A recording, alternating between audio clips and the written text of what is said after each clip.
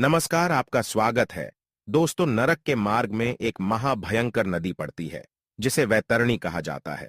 इस अत्यंत दुष्कर और भयंकर नदी के बारे में भगवान श्री कृष्ण ने गरुड़ जी को बताया है। गरुड़ पुराण के धर्म कांड में वैतरणी नदी का विस्तार पूर्वक वर्णन किया गया है। किस प्रकार के पाप करने पर प्राणी को इस नदी से गुजरना पड़ता है तथा इस नदी का विस्तार और आकार कितना है, इस नदी को पार करने में कितना समय लगता है आदि के बारे में भगवान श्री कृष्ण ने गरुड़ जी को बताया है। इसके साथ ही गरुड़ पुराण में अन्य एक नदी का वर्णन मिलता है जिसे पुष्पभद्रा कहा जाता है।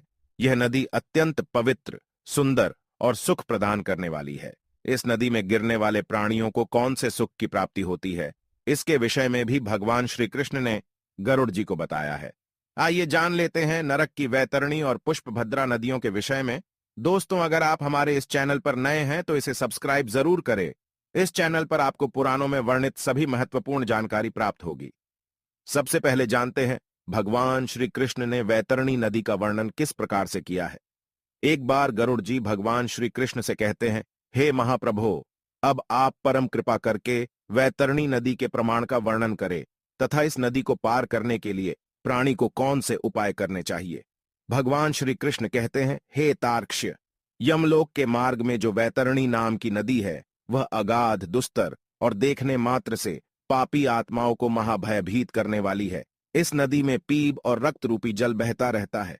मांस के कीचड़ से व्याप्त ये नदी दुर्गंध से भरी हुई है। इसे पार करना बहुत कठिन है।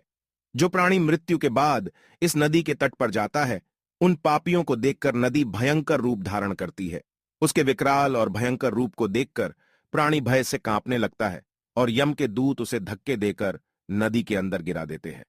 वैतरणी नदी के पात्र में नदी का जल तुरंत खौलने लगता है। उसका जल कीटाणुओं से तथा वज्र के समान सूंड वाले जानवरों से भरा हुआ रहता है। सूंस, घड़ियाल, वज्रदंत तथा अनेक हिंसक एवं मांस भक्षक जलचरों से वह महानदी भरी हुई है।